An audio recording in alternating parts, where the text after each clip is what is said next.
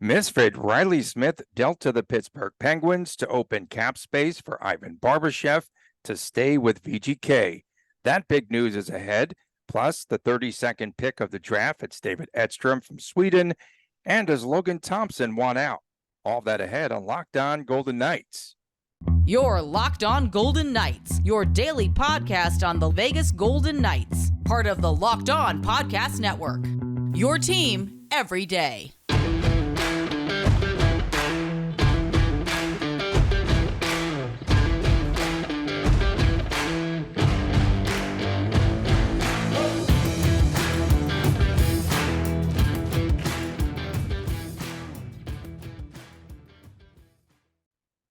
Hi again, everyone. Tony Cardasco. I know, a little bit sensational. Tony Cardasco and Chris Golick from Las Vegas. Thanks for making us your first listen each and every day.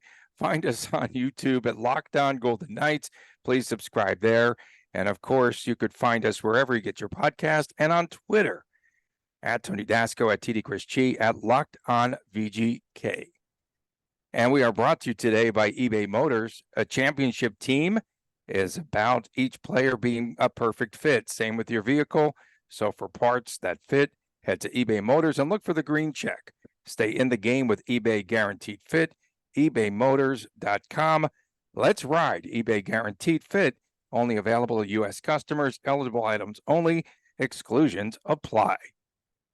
It was a surprise move before Wednesday's NHL draft of sorts. Was it?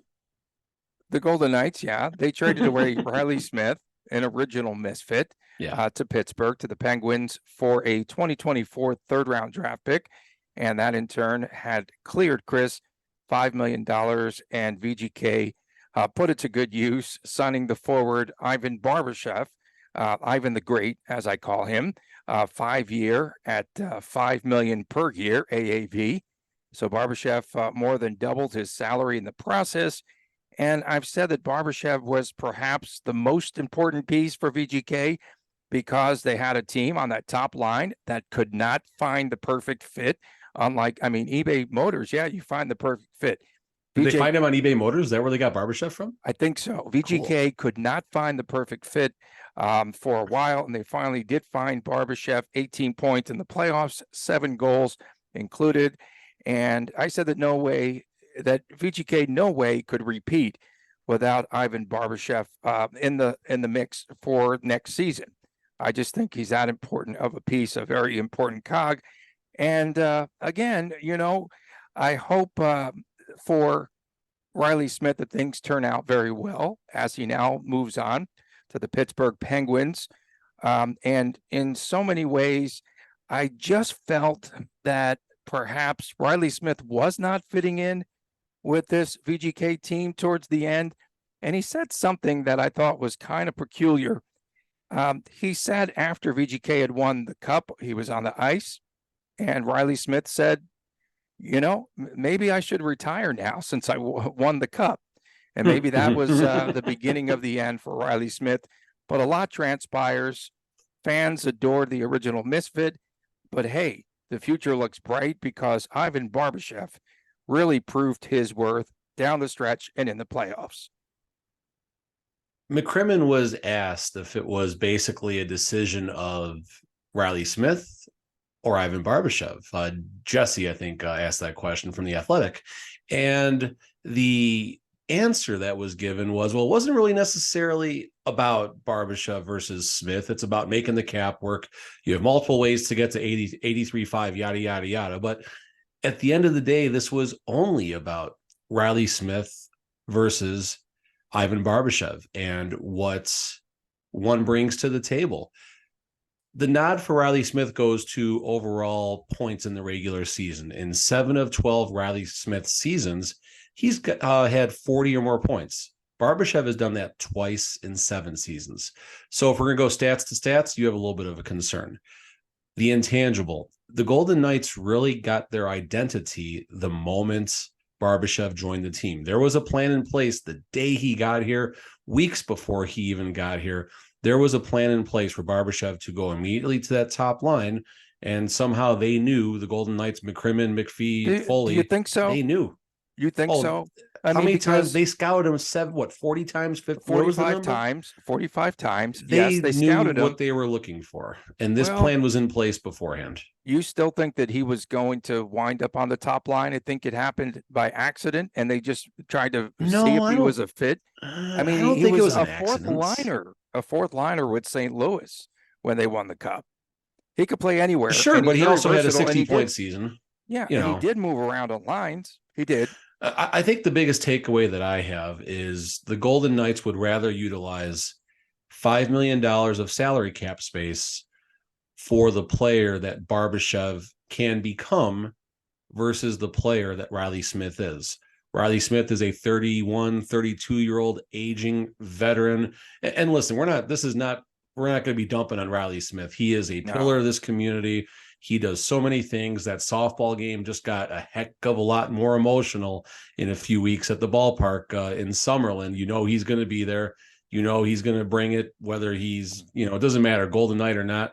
I think he will probably even continue the softball game in Vegas. I mean, we're thinking way ahead. Point being is he's just an amazing fella, and he's going to be missed as far as the locker room and his on ice and everything like that. But at the end of the day, McCrimmon knows the business, and he takes the emotion out of it.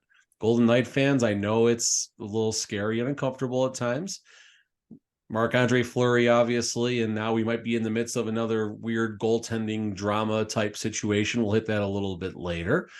Our beloved misfit is gone. We're down to 5. So I guess now Will Carrier might get the start on banner raising night. So there's that at least. Okay, if they do start, all the misfits now, Carrier can step up. Carrier got elevated. Step into the starting lineup. Kelly McCrimmon did thank Riley Smith. He said that he's proud that he leaves here with the Stanley Cup. And McCrimmon also said, no, but he also did say something that I took away from this. He said, again, he reiterated something that he said on Media Day. He said that they're trying to keep as much of the VGK roster together as much as they possibly can. I think that that's important. They're not looking for players outside of the organization. Thought it was very strange that I thought the NHL draft, I thought that there would be a ton of movement, but there were no trades through the first round of the NHL draft. But I thought maybe VGK might try to be active and what have you. But again, they're trying to keep as much of that core, as you allude to them, intact. So the interesting thing is, McCrimmon mentioned that with the flat salary cap, it's tough to get these big splashes. The free agency signing period isn't necessarily as splashy because it only went up $1 million. Now, next season, $2, $3, $4, $5 million are all these numbers that are being thrown around. It's going to be, especially for someone like McCrimmon, who doesn't have a credit card at less than 95% of his limits, he's going to have a blast. And you also wonder if this signing is a indicator of, when the salary cap does go up a little bit, there's a little more room to work with. And I think we'd be remiss if we wouldn't, at some point kind of wonder why Adin Hill maybe hasn't been extended as of yet, when it seemed like the teams were close. I still wonder if Robin Lehner's situation has something to do with this. Maybe they have to wait for a buyout, possibly. Who knows? Because at this second right now, there is approximately $3.4 million of cap space available for the Vegas Golden Knights. That extends up to $8.4 million if Robin Lehner's full $5 million is not going to be on the books. If a Robin Lehner buyout happens between today and I believe Friday, is today Thursday? No, today's Wednesday. Well, Thursday technically, but if a Robin Lehner buyout happens between this moment right now, there you go, Tony, and Friday, then that's going to decrease we'll get 4.3 additional million dollars of cap to work with. At that point, now Vegas has 7 point something available. Then the Adin Hill signing happens. Braden Pahal was extended for 700 and something thousand today. So things are happening right now. And let's see what happens as the weekend approaches. It's going to get fun, spicy. Yeah, for sure. And McCrimmon did make a little bit of sense to me. Sometimes he does. And those eyebrows not moving, I'm just, it freaks me out. But the one thing that he did say too is that there's really not a lot of big name free agents this year. And there's not going to be a ton of signings for free agents because many teams are up against the cap on July the 1st already. So that's one of the reasons. And Barbashev's name was near the very top of the free agents that folks thought were available. He's at the top of their everyone's teams. list. Everyone Yeah. that was gonna make a splash. He's the top. Quite an impression. So now the big question, Chris, who takes Riley Smith's place on the second line? So that line down the stretch, Smith, Carlson, Amadio. Am I correct in that? Yeah. Dorofeyev, I can never say it right. I still have no idea which one's right. Doro, I think, is the first person. Dorofeyev. That's the Cassidy way of pronouncing it. It's not the Dorodonov either. No. Okay. No. We can it's do not this. the other guy. Okay, you're close enough. Okay. Doro. Just call him Doro. That's fine. A lot of points with the Silver Knights, nearly a point per game player at one point. Last season with the Vegas Golden Knights, as there were all these injuries down the stretch, Dorofeyev was possibly our saving grace. 9 points, 18 games, 7 goals, one of which off his visor, but hey, it still counts. He can certainly be that skill player that takes place. So we were originally trying to figure out who was going to take Barbashev's spot on that first line, because I didn't see a path. I didn't necessarily see a move like this coming. It's not that surprising at the end of the day. There was maybe some, whiplash effect. I couldn't see who would take his place. I couldn't figure out for the life of me who would be that fit on the top line. I mean, you said Cotter and you did say Dorofeyev, but to me, they're different players. They're just so different than Barbashev. Kelly McCrimmon just talking about his physical style of play, the fact that he could get inside. They did not have this type of player before he arrived here. So Barbashev gets acquired right around trade deadline week. Jonathan Marchessault wins the Conn Smythe. Jack Eichel leads all players in playoff scoring. These are not coincidences. This is not luck. This is Ivan Barbashev's effect.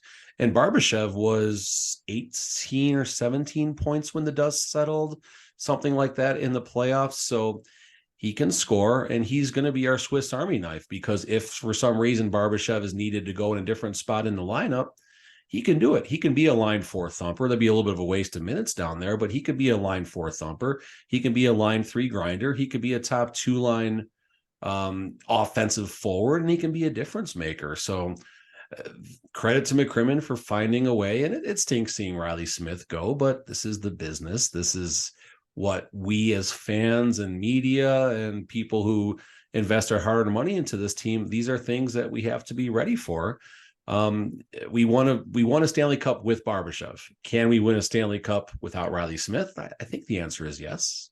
Yeah, I'm looking for that big matchup on opening night when Connor Bedard goes against Riley Smith in Pittsburgh. That should be pretty interesting.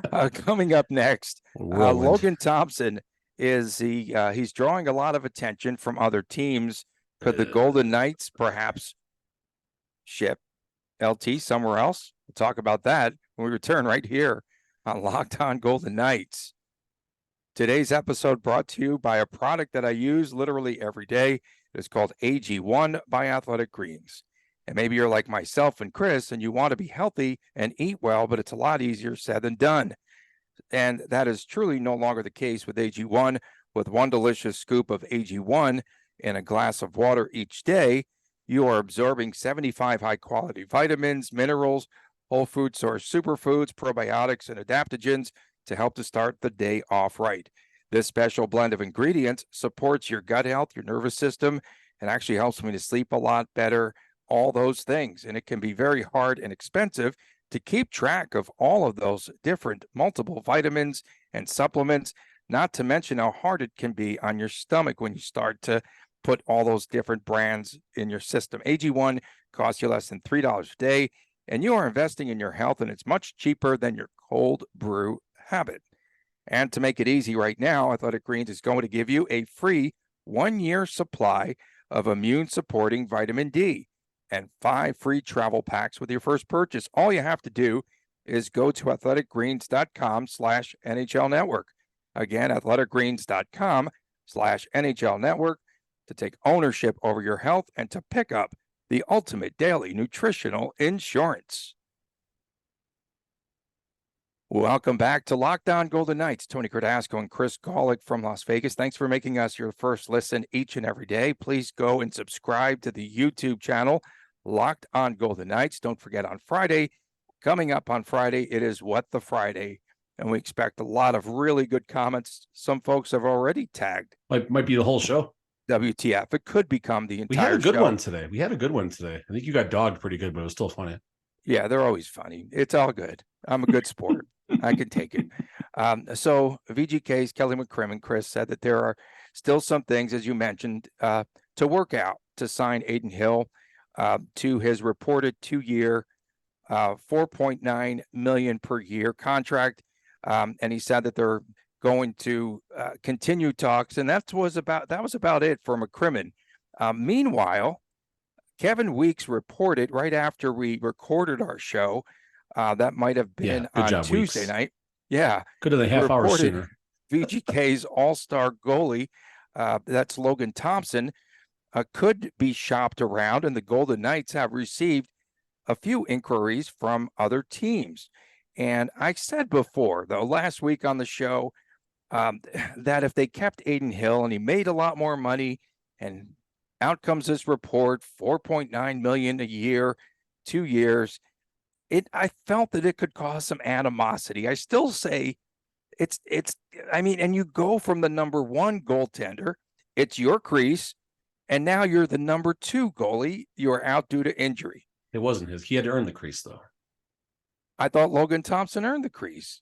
Well, sure, but and I think Adin Hill got it by default, and luckily he got into that groove.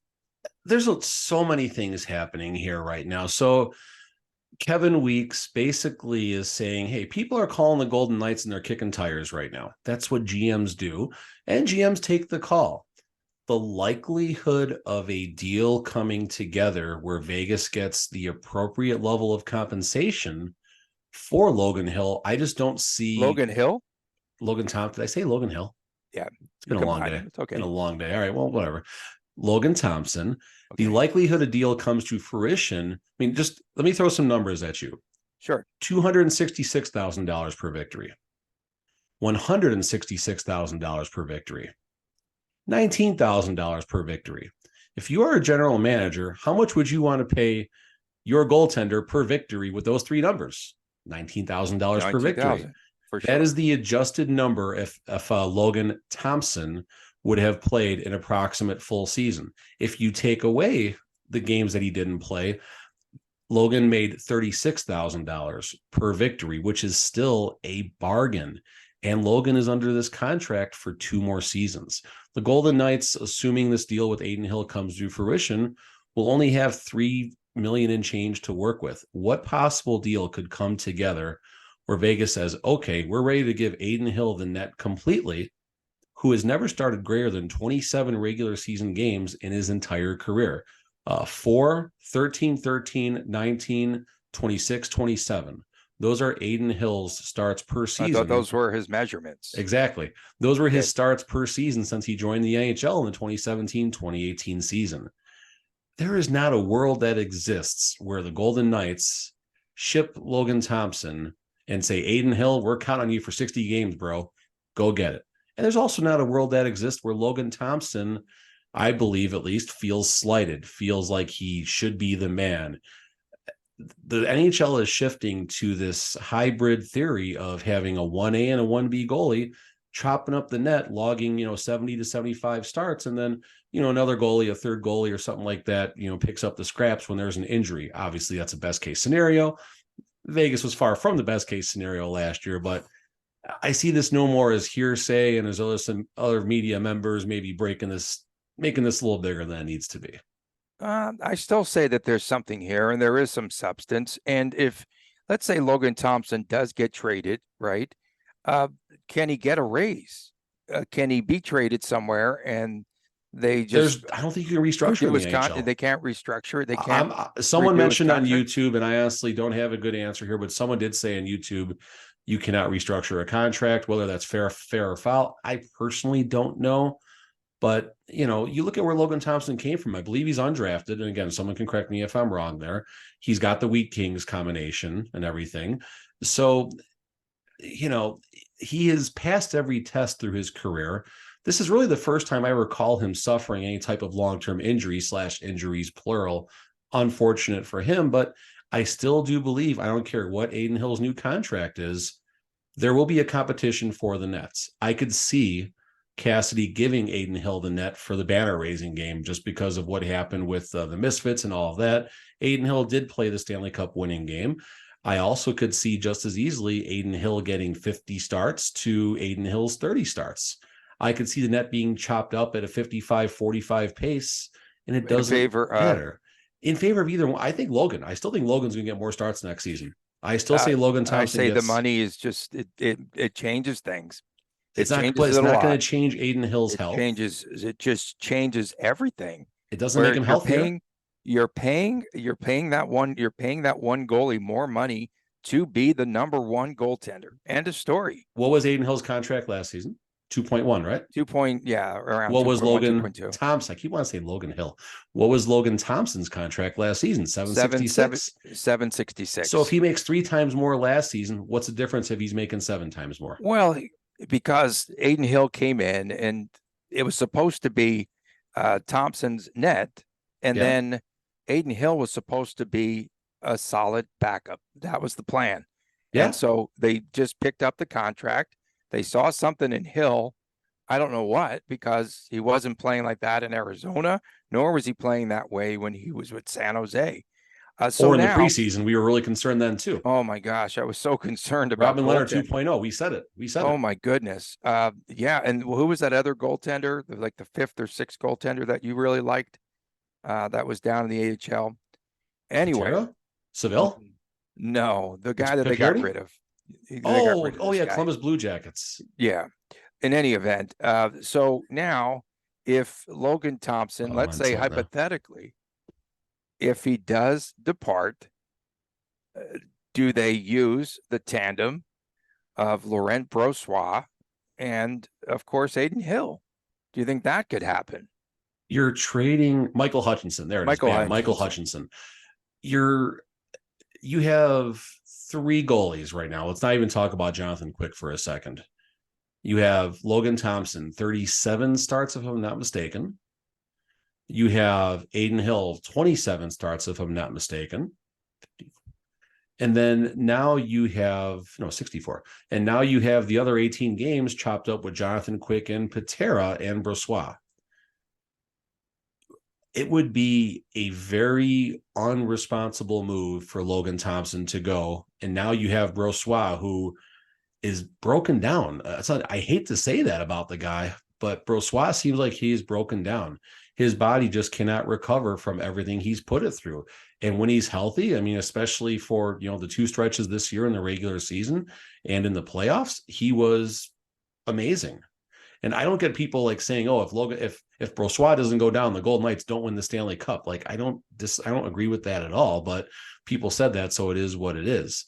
So basically, now you want to have 2 major injury-prone goalies to carry the mail, and all of a sudden you're going to pray you got Jonathan Quick still out there because he might need to get 50 games. And Jonathan Quick at 50 games in the goal, that's not going to work. Yuri Patera, the other guy who Bruce Cassidy barely know exists, he's not the answer. So Logan Thompson can at least, and he's injury prone too, I guess, for the moment, but he's played much larger pockets of games at the AHL level. So you hope this is simply something that he just needs time to get over. And I still say there's a competition for the net as far as the regular season goes. And I think it's going to be a hot hand approach nearly all season. A lot of, to quote Darren Millard, a lot of ham and egg in it, where they're going to go up and back and alternate starts. Okay. I want to go back to Riley Smith and something that you texted me earlier. Oh, good call. Yeah, because I just saw it on my text here. And you had asked me, hey, did you see Riley Smith at any of these celebrations? Because it didn't appear as though he was engaged. Now, did he speak over at T-Mobile? I don't even remember seeing him much on the stage. Was he Oh, you're Was the- talking about no. I mean, listen, his shirt was off? William Carlson foobarred that whole Okay, thing, and they tried to get Marchessault to talk. That didn't work, and right. that was just Okay, but I looked at some other didn't photos talk. and videos and the Omnia thing. I didn't see him there. One of my friends Win. had something at the Cosmo. I didn't see him at the Win. And so maybe your thoughts were maybe he's known for a minute or two. I do have a feeling that the least surprised person today, at least, was Riley Smith. I have a feeling that some conversation did happen. And, it's unfortunate. Riley Smith left his heart and soul in town, and his heart and soul isn't leaving this town. I mean, everything he's done is Hope he remarkable. retires here. I hope he comes back or stays here in the community or leaves his wife and kids behind. He I mean, honestly, I don't mean that in a bad way, but no, of course. I mean, the unfortunate thing is, if we're thinking maybe about players that would possibly, assuming they retired and played a little longer, that would have their number retired here. Riley Smith, just based on what he's done for the community, continues to do for the community. Now they're not going to, but he's not going to, for the moment, someone like Marchessault, obviously, Marchessault's the only one right now. And William of course, Carlson. Oh no, Carlson's definitely getting his and number retired. we have Tony. the Fleury statue going up. That was supposed to be up 2 years ago. Okay. Yeah, and Fleury's not getting retired here either. So maybe the Golden Knights' goal is to trade people away before they have to consider hanging the number from the rafters. That's a good idea. Coming up next, we'll talk about the NHL draft. VGK draft a centerman from Sweden. David Edstrom will tell you more about him. We return here on Locked On Golden Knights. Welcome back. Locked On Golden Knights, Tony Cardasco and Chris Golick from Las Vegas. We come to you each and every day. Thanks for making us your first listen. And of course, go to the YouTube channel, Locked On Golden Knights, and subscribe there. So you missed my TMZ shot. I was talking about what was it? Taylor Swift. Oh boy. So no one came at me because I just said maybe she had a little psychological warfare going on with John Mayer, because she told her fans not to diss him and to leave him alone. And in turn, of course, they came back like doubly strong and just went after John Mayer. Are they together again? Are they together again, those two? No, this is from the breakup, and she re-released the Dear John song. So just so you know, I just had to make sure that you had to know this. I don't know. I don't mind Taylor Swift. I'll be on record saying that. John Mayer's amazing. Taylor Swift is fun. She's fun. It's all good. David Edstrom with the 32nd pick. Neither one of us had him on our bingo cards, I don't think. The only pick in the first round at number 32. I was kind of surprised that my sentimental pick, Oliver Bach, went 22nd to Philadelphia. So that seemed like a bit of a reach, I think, based on everything we heard. helped his stock. You did help his stock. That's right. Yeah. You did. So the thing about Edstrom, he's probably not a good drunk, if he's friends with William Karlsson because they're from Sweden. But he's 18 years, bro. He's 18 years old, bro. But the drinking age, I think there is as soon as you could see over the bar.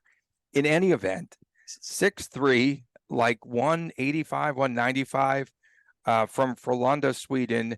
And he seems like, he's a physical specimen. They say that he plays physical hockey. He played for the under-18 team, and he is a good two-way player. And, of course, him and Karlsson would be bros if he can get here and get to the NHL level. So the only odd thing that kind of gets me, and we'll talk about the player in a second, a lot of times when you look at the stats of these players in the league that they play in, they just own it at like a 1 point per game clip, 1.5 game. Like it's some crazy high stats that you see. In his league in his season in the Swedish Hockey League, just 11 games, 2 points, 2 assists.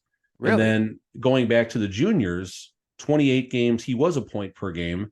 And then the season before, 31 games, 11 points. So that is just kind of not necessarily strange to me. This is where you definitely have to put your trust and faith into McCrimmon's scouts, who usually do the right things. And we'll see what type of acquisition we can trade for David Edstrom 2 or 3 years down the road from right now, when we need a trade deadline target, because that's probably what's going to happen here. But all the things you said, his size is good. He's got some speed, good two-way player.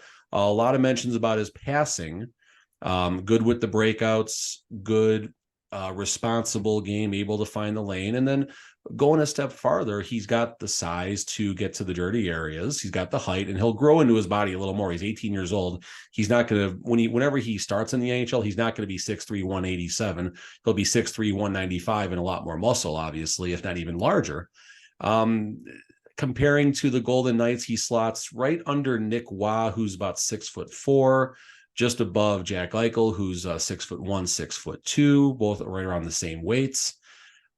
Good player in the dirty area, maybe a type of player who can get into the bumper and the power play, tough to move. It all depends on how he grows into his own body. And, I think we'll hopefully get a good look at him maybe in a week and a half or so, because now they're going out to the rookie camp probably as soon as tomorrow. Yeah, and they'll also have, of course, the round robin games coming up here in the fall in September. Yeah, that's going to be good too. And that should be a lot of fun. And elite prospects, I know that you would like this comparison. Their comparison was to a player that you wanted VGK to obtain. Pacioretty? No, Corey Boone Perry? Jenner. Boone Jenner. Wow. Okay. That's who they compared him to because he's such a physical player. It's pretty interesting. I thought of you right away. He's a left-handed shot. And I like Boone Jenner. He's a mean SOB, but I like the way he plays. Yeah. And this guy's supposed to be just as physical from everything that they say. And still 4 picks remaining for VGK. I just found it interesting. Again, Kevin Weeks was saying on the broadcast that VGK wanted this player. They wanted David Edstrom, which I found kind of peculiar with all those other names floating around out there and what have you. But another setter. And they talked repeatedly on the broadcast, which was kind of painful at times. But they did talk a lot about the way that they built the VGK championship team, which we've talked about in the past. This is the model now, and other teams get that strong center play, strength up the middle, 4 centers, roll the 4 lines, and again, a key defenseman like Pietrangelo. Yeah, exactly. Pietrangelo. Well, and to take it a step farther, it's a line one or a superstar center, a superstar defenseman. And then it's not just 4 centers, it's 5 or 6 different centers that can slot in. Brett Howden can play center. Marchessault is even labeled as a center/winger. Obviously, Carlson, of course. So Vegas always is going to have options instead of throwing someone who is primarily a winger in the center position, not if, but when the injuries do occur. I mean, we saw last season, right, all the injuries that did happen, and Vegas was able to come out of it and still come out of it at the top of the West, which was remarkable if you go back and think about all of that and, how things might have changed if they don't lead Edmonton and they don't win the division, and it changes all the playoff seedings and everything and all that stuff. Brett Howden, is he the next one up? Is that the next priority for VGK to sign? I mean, outside of Aiden Hill, of course. He's an RFA, so they can close with Hill. I just think they have to cook the books, if you will. I think Robin Leonard, because as of this second, if they sign them, they are not cap compliant. And I know there is a period of time where if you're not cap compliant, you have to get, because when the Pietrangelo signing, folks, we're joking, don't add us, just stop it. Yeah. When Pietrangelo was signed, they had to move Nate Schmidt within a very short amount of time. Now, to be fair, that signing happened much later. I think it happened right near the start of the season. So Pietrangelo went a long time without being signed, long story short. So maybe the closer to the season it gets, the less time you have to, be cap compliant or not cap compliant, which is why at the time, at least, I felt the Vancouver Canucks fleeced the Golden Knights by only giving was it a 3rd round pick for Schmidt or something like that, which Schmidt was off of a couple good years too. Yeah. And at the end of the day for VGK, again, the emotions for me, because I'm a Riley Smith fan, I just think, again, because you got ties to him with the softball game and stuff. Softball game, he's just a super guy. He's very personable, and he really does care. A lot of these guys will do these charitable events, and he really does care. So no, he is no farewell tour. He is no fluff. You talk about the gamut of emotions, like in a half an hour or an hour's time, I go from, oh man, boo-hoo, Riley Smith, to, hey, Barbashev, I love that guy. That's the way the range of emotions went. And it's like, okay, if you're going to get rid of Riley Smith and Barbashev is signed for 5 years, You got to be kidding me. They could run there. They could make a really good run now. So, I mean, the core now of this team is really going to be intact through the 26-27/27-28 season here. And we talked about the core a lot. We've compared the core to the Chicago Blackhawks. Obviously, that's, my second favorite team. And I'll be paying a lot more attention to the Blackhawks now with that Bedard dude and everything that's going on over And there. Oliver Moore, holy cow. The Vegas Golden Knights had a gem of a tweet today.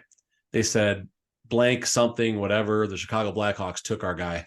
After they took Bedard. That was so good, so funny. How bad? I love stuff like that. How bad the Anaheim Ducks, okay?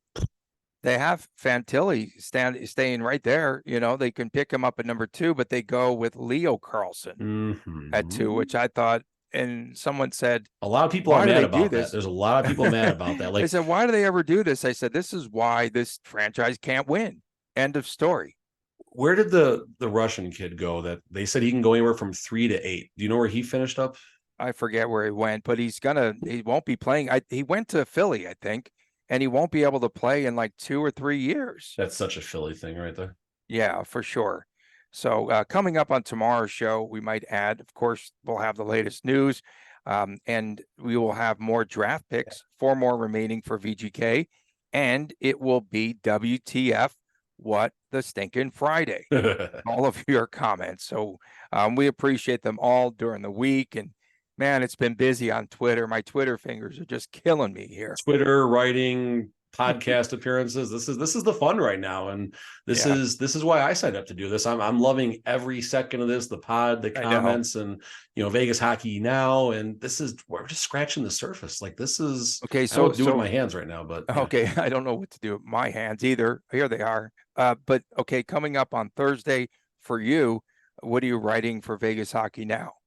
So I'm going a little more in depth, comparing the situation with Smith and Barbashev. Kind of went a little deeper, and I used some of that obviously on the show. And I think the ultimate takeaway, honestly, is the fact that Smith or Barbashev, good business move. Yeah, so that's kind of the biggest takeaway right there. We'll have a draft recap. My Daily Nuggets article comes out really early in the morning, 3 a.m. local time, and that hits on some gentle Vegas news, and then we hit around the league and stuff like that. I'll be talking about Logan Thompson versus Aiden Hill later in the week. I think I want to wait for that one until Aiden Hill officially is signed, and then I can really unleash the hounds, right? Was that a proper hangover Unleash quote? The Kraken? Unleash the dogs? No. Yeah. Unleash the dogs, I think. For Chris Golick, I'm Tony Cardasco. Done. We thank you all for tuning in, especially our everydayers. We'll see you again tomorrow right here on Locked On Golden Knights.